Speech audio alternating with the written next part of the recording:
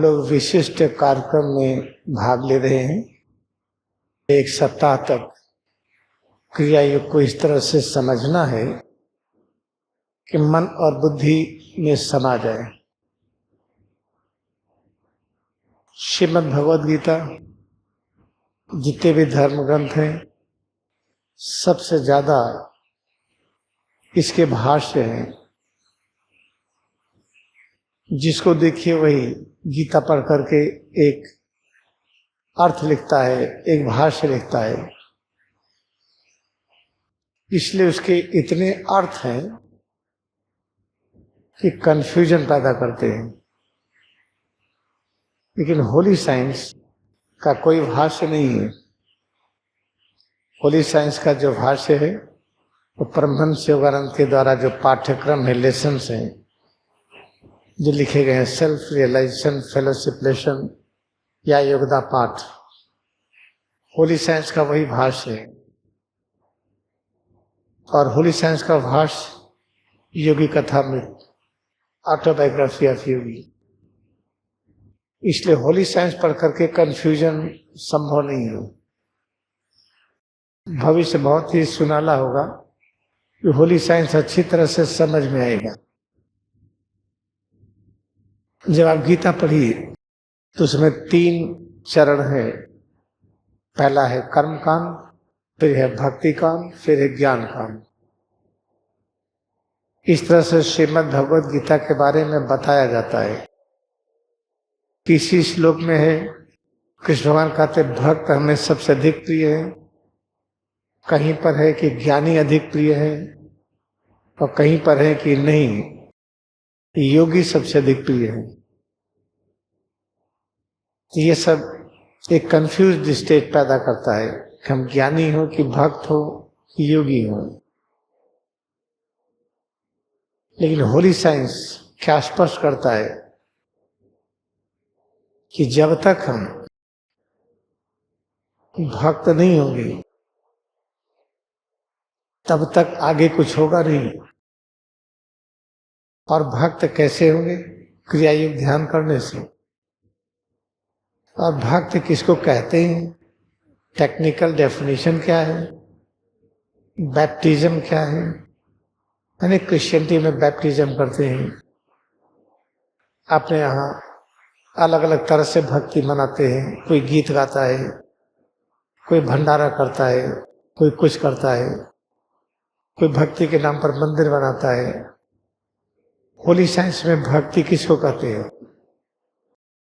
जब आप दोबारा जन्म लेते हैं तो हमें द्विज कहा जाता है। और जब द्विज हो जाते हैं तो हम भक्ति मार्ग में जुड़ गए। ये है जो होली साइंस में है। अच्छी तरह से याद रखिए कि जब हम श्रीमद् भगवद गीता पढ़ते हैं, पहला 6 अध्याय कर्मकांड, बीच का 6 अध्याय भक्ति और अगला 6 अध्याय ज्ञान कांड, तो कंफ्यूजन होता है। कभी उसमें पढ़ते हैं कि हमें ज्ञानी होना है, ज्ञानी अधिक पसंद है, कभी हमें भक्त पसंद है, कभी योगी पसंद है। वैसे परमहंस योगानंद ऑटोबायोग्राफी के मुख्य पृष्ठ पर लिख दिया है कि कृष्ण भगवान कहते हैं कि योगी सबसे अधिक पसंद है, ज्ञानियों से भी, तपस्वियों से भी, सबसे। फिर बीच बीच में और भी कहा गया है। तो होली साइंस में स्वामी तेश्वगिरी क्या कहते हैं? कंफ्यूजन दूर कर देते हैं कि जब क्रिया योग ध्यान करते हैं तो भक्त होते हैं, और भक्त होने के पहले हम बैप्टाइज होते हैं। बैप्टाइज होना कहता है उपनयन संस्कार। उपनयन संस्कार क्या है? उपनयन संस्कार में जो परंपरागत रिचुअल दिखाते हैं, चोटी रखते हैं, जनेऊ पहनते हैं, माथे पर टीका लगाते हैं। तो चोटी रखने का अर्थ है ध्यान मंडला पर हो, माथे पर टीका का अर्थ है भ्रूमध्य पर ध्यान हो, जनेऊ का अर्थ है सिर और रीढ़ में एकाग्रता हो। जब क्रिया योग ध्यान करते हैं, श्वास दर्शन, माथे के सामने जो दिखता है उसमें एकाग्रता, कान बंद करके जो सुनते हैं वो, सिर से पैर की उंगली तक, ये भिन्न भिन्न चीजें जो दिखाई और सुनाई पड़ती हैं, इसमें जो सुनते हैं कान बंद करके, या कान खुले रहने पर जो एक आवाज आती है सनसनाहट की, वही है होली वाइब्रेशन। जब दृश्य जगत प्रकट हुआ तो सबसे पहले होली वाइब्रेशन प्रकट हुआ, और जब वो विजिबल होता है तो सुनाई पड़ता है, इनविजिबल है तो हिडन रहता है ईथर में। तो उसको सुनते हुए जब हम ये कहते हैं कि ज्ञान है, शक्ति है, शांति है, सब कुछ है, ये ब्रह्मा विष्णु के अंदर स्थित जो ज्ञान और शक्ति है, उसी को हम कान बंद करके सुनते हैं। एकाग्रता बढ़ जाती है तो बिना कान बंद किए भी सुनते हैं। उसके साथ साथ जब सिर से पैर की उंगली तक अनुभव करते हैं, श्वास अनुभव करते हैं, माथे के सामने जो दिखता है उसमें एकाग्रता बढ़ाते हैं, इसे कहते हैं बैप्टाइज हो गए, हमारा दोबारा जन्म हो गया। क्योंकि आधे घंटे अभ्यास करिए, फिर कोई चीज पढ़िए तो आपको दूसरा अर्थ नजर आएगा। और अभ्यास न करिए, किसी कई योगी कथा में पढ़िए, अरे हमने पढ़ा था, 2 बार पढ़ा था, रख देंगे, नहीं पढ़ेंगे। इसका मतलब उनको द्विज होना है, उनको फिर से जन्म लेना है, मर करके नहीं। जब क्रिया योग ध्यान करेंगे, बैप्टिज्म होगा, होली वाइब्रेशन सुनेंगे, वही योगा कथामृत का वो पैराग्राफ नया अर्थ देगा। होली साइंस की वही लाइन एक नए अर्थ के साथ आएगी। आपको देखेंगे तो आप बहुत अच्छे लगेंगे। ब्रह्मांड की एक रचनाओं के प्रति प्रेम बढ़ेगा। और इसी को बाइबल में कहा गया है कि जब हम दोबारा जन्म लेंगे तभी हम ईश्वर के साम्राज्य को देख पाएंगे। फिर आगे क्या करना है कि हम इतना अभ्यास करें, कान बंद करके जो सुनते तब बढ़िया सुने, उसके साथ साथ सिर से पैर की उंगली तक इतना अच्छी तरह अनुभव करें, हमारा जीवन पानी की तरह हो जाए। पानी कैसा है? जिस बर्तन में रखी उसी आकार में हो जाता है, लेकिन अपने गुण को बनाए रखता है। पानी बदलता नहीं, एक हम पानी नहीं है। थाली में रखिए, गिलास में रखिए, कहीं भी रखिए, उसी आकार में आ जाएगा। इस तरह से हम्बल रहिए, जहाँ रहना हो वहीं रह लीजिए।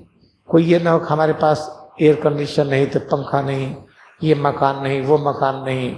चाहे एयरपोर्ट पर हो, चाहे शिप में हो, चाहे रेलवे स्टेशन पर हो, चाहे सड़क पर जा रहे हो, कार में बैठे, मोटरसाइकिल पर हो या पैदल हो, कहीं पर भी हो, आप एकदम खुश रहिए। तब क्या हुआ? अब हम विनम्र हो गए हैं। खुश रहने के साथ साथ ये भी अनुभव करिए कि हम ईश्वर के संतान हैं।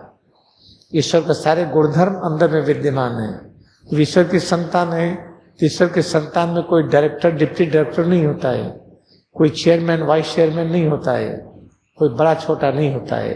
हम सब एक होते हैं। जब हम ये अभ्यास करते हैं कि हम सब एक हैं, एकदम निकट हैं, एक दूसरे के लिए हैं और एकदम विनम्र रहते हैं, तब हमें एक ज्ञान होता है हम कैसे सिर और रीढ़ के अंदर प्रवेश करें, दीक्षा वाली क्रिया करें।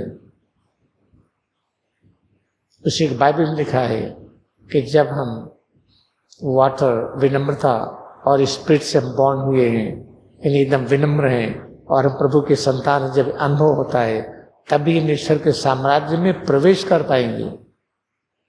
ईश्वर का साम्राज्य तो हर जगह है, लेकिन जब सिर और रीढ़ में मन को ले जाते हैं तो ज्ञान जल्दी से होता है हम ईश्वर के संतान हैं। इसलिए आपसे हम फिर से निवेदन करते हैं, खूब मनोयोग के साथ 1 सप्ताह अभ्यास करिए, रिचार्जिंग के एक्सपर्ट हो जाइए। आइए 2 बार में श्वास और प्रश्वास के साथ अंगड़ाई लें। Let us practice double breathing with stretching and relaxation.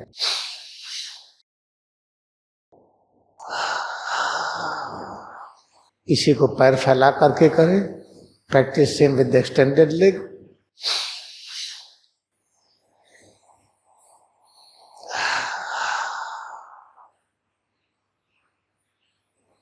फिर हम पैर मोड़ करके इस अभ्यास को दोहराएं। Again practice with the folded leg.